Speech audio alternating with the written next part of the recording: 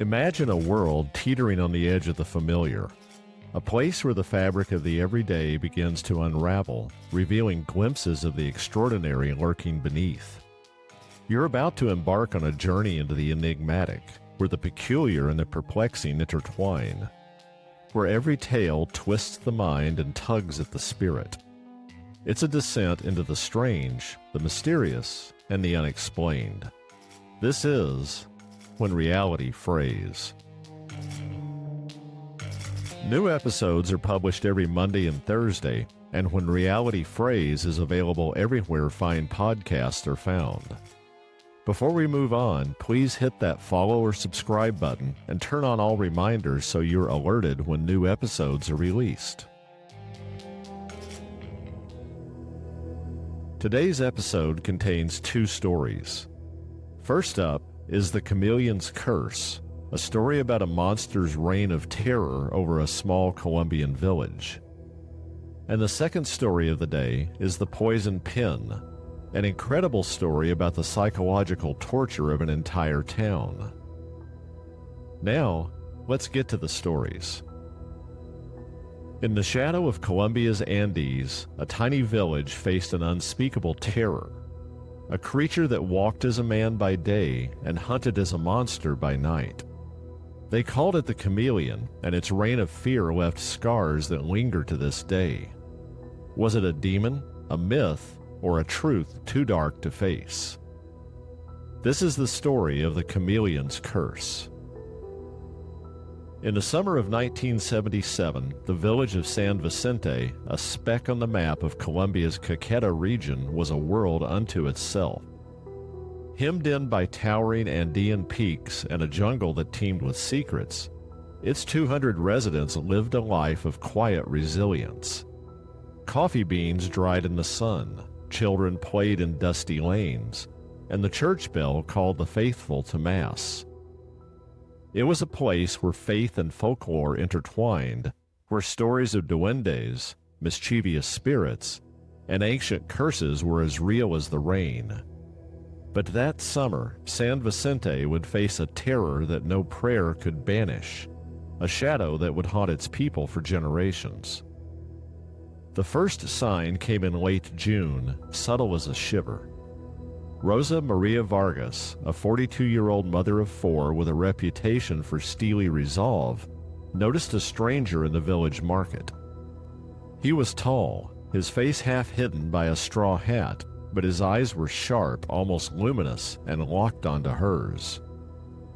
It wasn't just a look, Rosa later told her neighbors, clutching her rosary so tight it left marks on her palm. It was like he saw my soul. That night, she awoke to a guttural howl, a sound that seemed to rise from the earth itself. Peering through her window, she saw it, a creature nearly 7 feet tall, with bat-like wings and eyes that glowed like embers, crouching in her yard. When dawn broke, it was gone, but there were fresh claw marks gouged into her home's adobe wall, marks that no human hand could have made. Rosa's story spread like wildfire. The villagers, steeped in tales of shapeshifters and spirits, named the entity El Chameleon, the chameleon, for its ability to wear a human face by day and a monstrous form by night. Soon, others came forward, their voices revealing their fear. Javier Rojas, a 22-year-old shepherd with a quiet demeanor, recounted a chilling encounter on a mountain path. I met a man who said he was a traveler, Javier said, hands shaking as he spoke. But when the sun dipped, his face changed. His arms stretched, wings sprouted, and he flew into the sky. I ran until my legs gave out. Doña Elena, the village's 80-year-old matriarch, swore the chameleon scratched at her door, whispering her name in a voice that echoed her late husband's. It knew things, she said, her eyes wide, things only the dead could know. Fear tightened its grip on San Vicente. The market emptied, replaced by hushed gatherings in the church. Parents forbade children from playing outside, and men patrolled the village with machetes and shotguns. Crosses were nailed above doorways, and amulets of garlic and salt hung from windows. It was like the air itself turned heavy, says Miguel Torres, a shopkeeper who was 16 that summer. His voice faltered as he recalled the dread. You'd hear a twig snap and think, it's here. You'd see a stranger and wonder, is that it? We were prisoners in our own homes. The village's priest, Father Ignacio Morales, a 50-year-old man with a scholar's mind and a warrior's faith, saw the chameleon as a test from God, or a taunt from the devil. Evil has come to San Vicente, he declared from the pulpit, his voice booming through the wooden church. We must stand united, or it will devour us.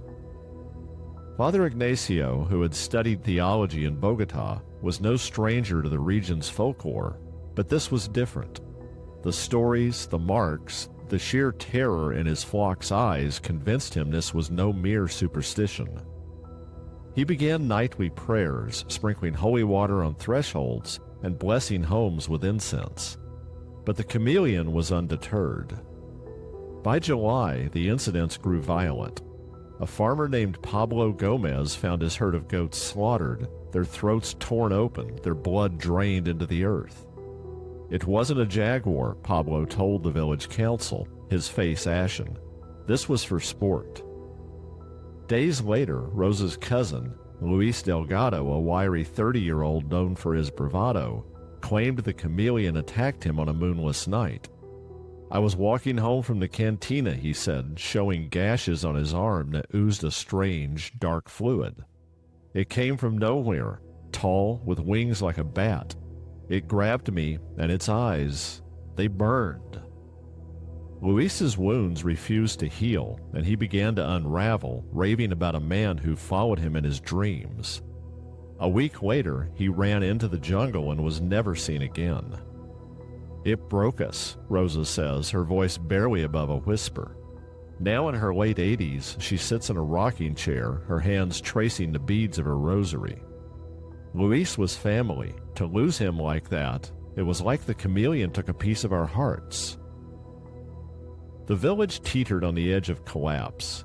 Some whispered of a curse, perhaps tied to a long-forgotten sin, a pact made by ancestors, or a sacred site desecrated.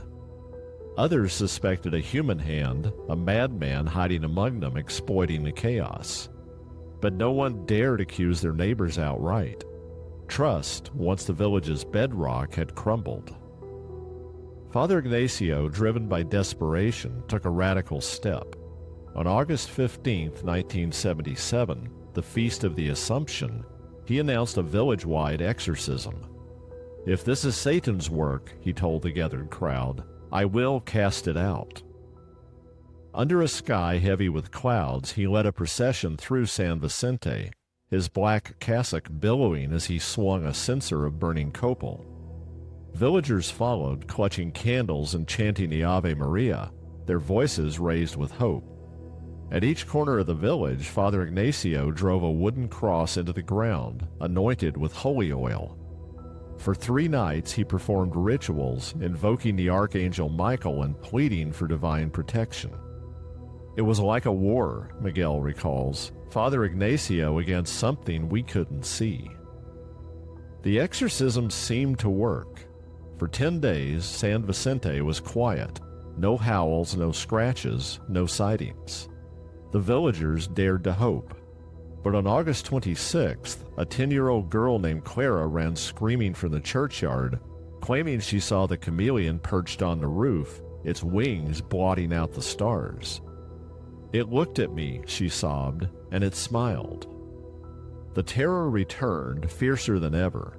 Father Ignacio, already frail from sleepless nights, was shaken.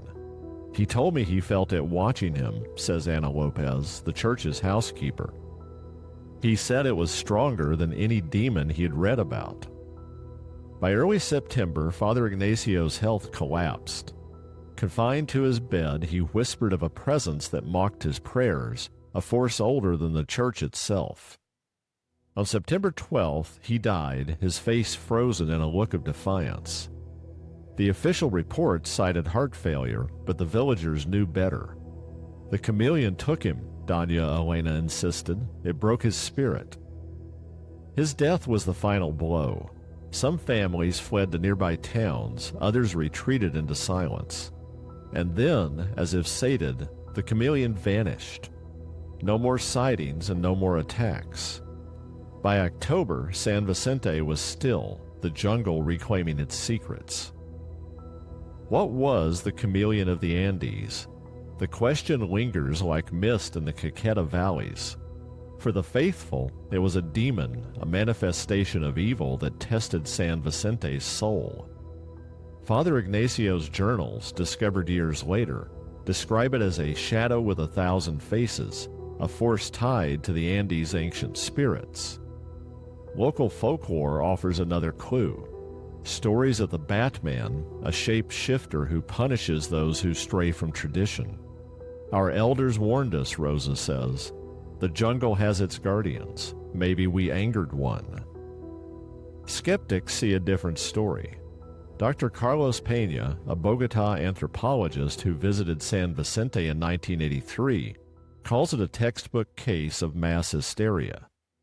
In isolated communities, fear is contagious, he explains. Economic stress, guerrilla violence in the region, a charismatic priest. It's a perfect storm for collective delusion. The 1970s were turbulent in Caqueta, with Marxist rebels clashing with government forces nearby. Peña suggests the chameleon was a projection of the village's anxiety, its attacks misinterpretations of natural events, perhaps a large bat or a prowling jaguar. But the physical evidence complicates the narrative. The claw marks on Rosa's wall, measured 6 inches long and 1 inch deep, baffled local hunters. Pablo's goats showed wounds no known predator could inflict. Luis's gashes, described by the village midwife as festering with a strange odor, resisted treatment. And then there's Clara's drawing of the chameleon, kept in the church archives. A humanoid figure with elongated limbs, bat-like wings, and eyes that seem to follow you. It's not the work of a child's imagination, Anna insists. She saw something real. Other theories point to a human culprit. Some villagers suspected a hermit known as El Loco, a recluse who lived in the jungle and was rumored to practice dark rituals. He disappeared around the same time as the chameleon, but no evidence linked him to the events. A few whispered of vengeful neighbors, perhaps settling old grudges under the guise of a monster, though the village's small size made secrecy unlikely. More outlandish ideas were posed. A government experiment, a hallucinogenic plant, or even an extraterrestrial visitor circulated but found no traction. The investigation, if it can be called that, was non-existent. The Caqueta police, stretched thin by the region's violence, dismissed the reports as peasant nonsense. A single officer visited San Vicente in August 1977, took a cursory look at the claw marks and left.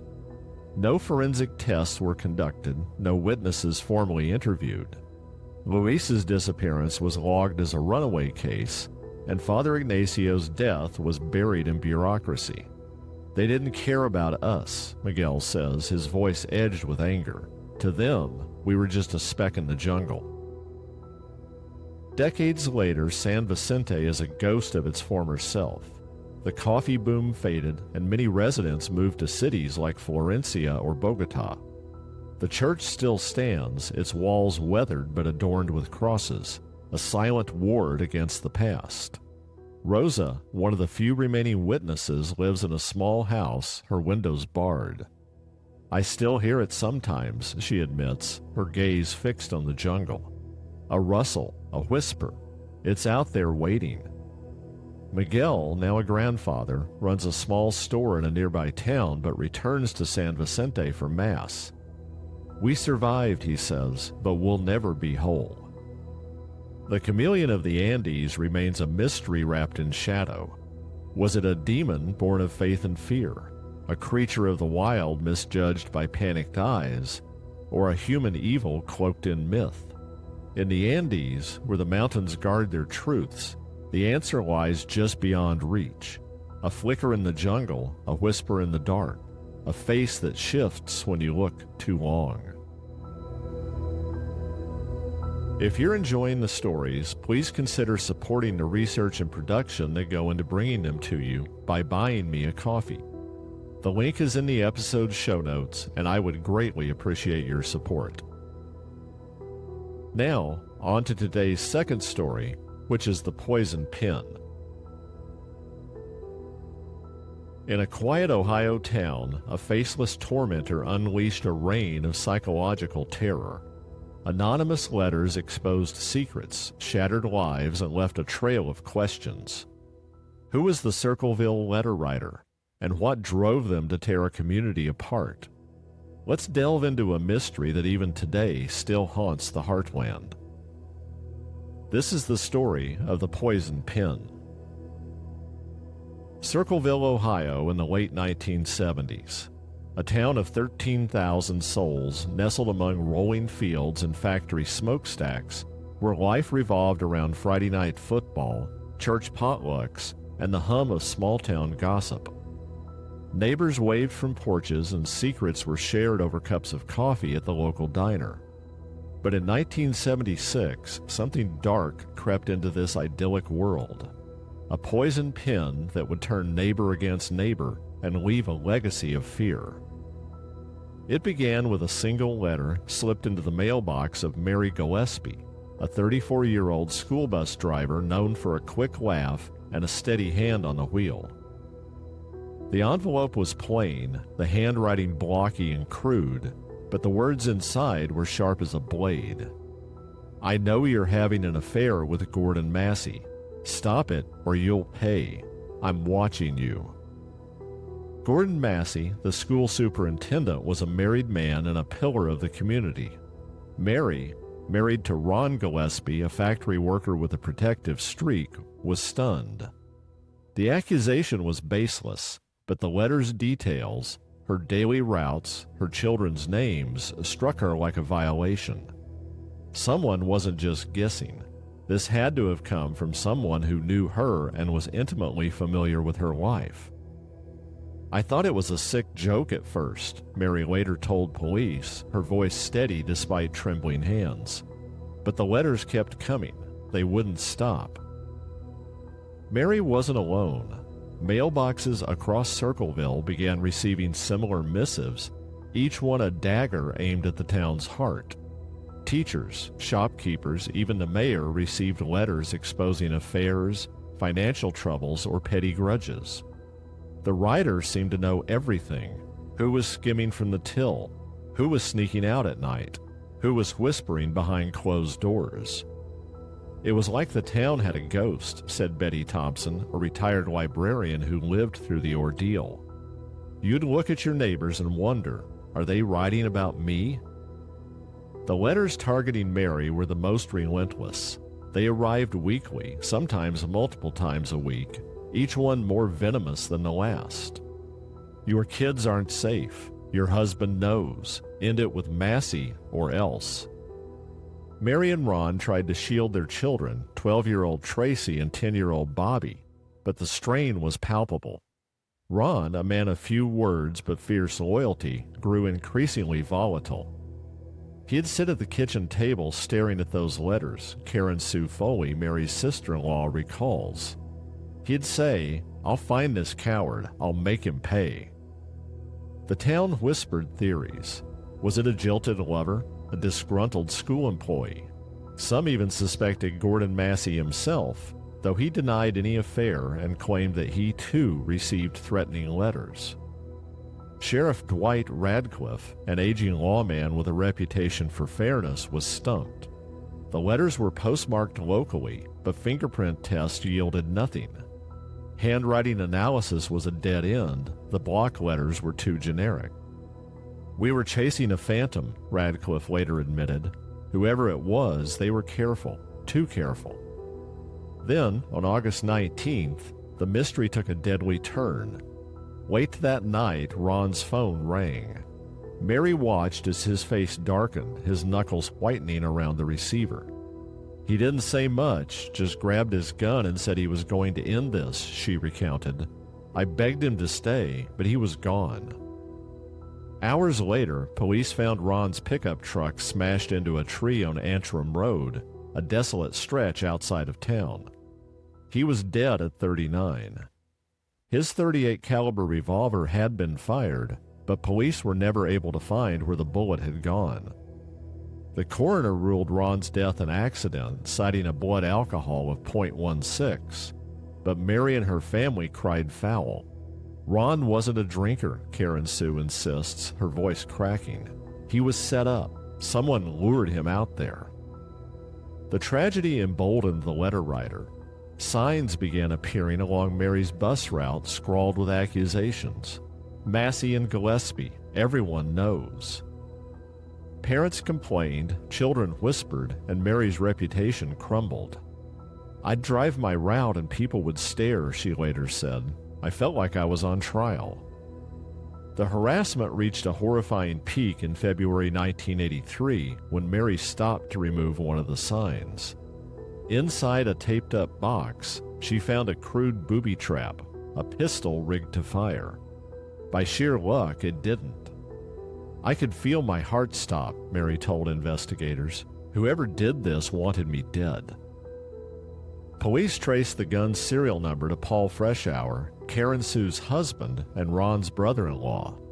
Paul, a quiet man who worked as a factory supervisor, was an unlikely suspect. He had no clear motive, and his marriage to Karen Sue seemed stable. But the gun was registered to him, and a handwriting expert claimed his block letters matched the writers, though the evidence was shaky at best. In October of 1983, Paul was convicted of attempted murder and sentenced to 7 to 25 years.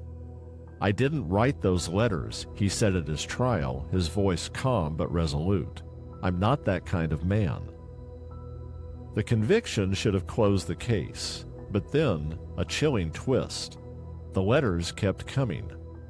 Behind bars, Paul received taunting notes, as did Mary, Sheriff Radcliffe, and dozens of others.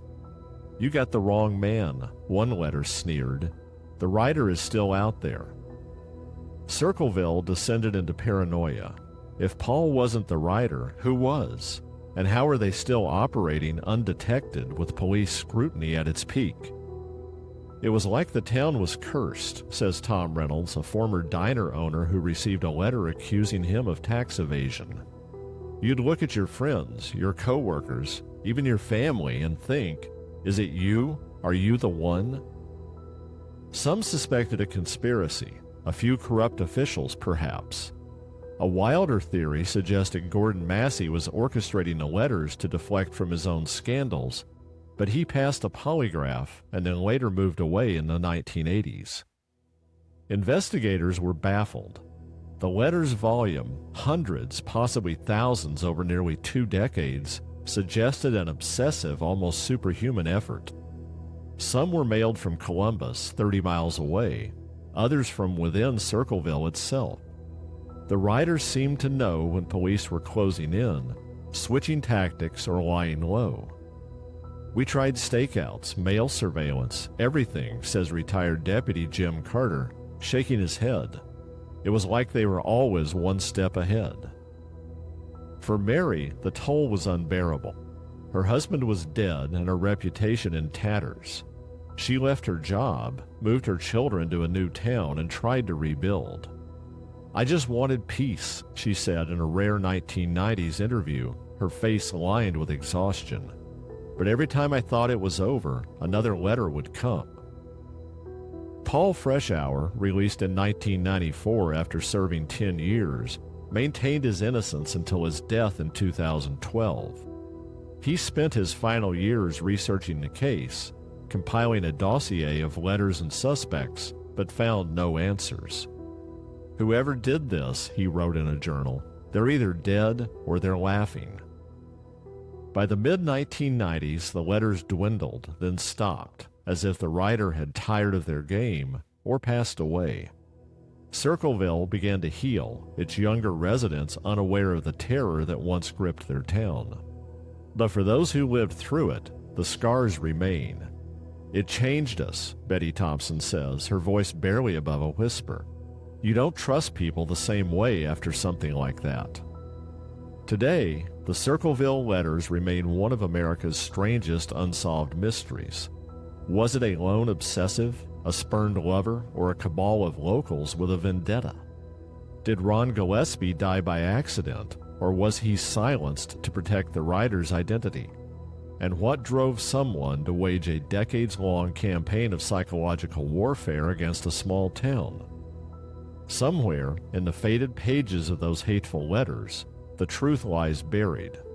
But in Circleville, the shadow of the poison pen lingers, a reminder that some secrets are written in ink too dark to ever be erased. The stories presented are inspired by true events. Names may have been changed for privacy reasons. New episodes are uploaded every Monday and Thursday. If you're enjoying the journey into the strange, the mysterious, and the unexplained, be sure to press that follow or subscribe button and turn on all reminders so you're alerted whenever an episode drops. Until next time, thank you for listening to When Reality Frays.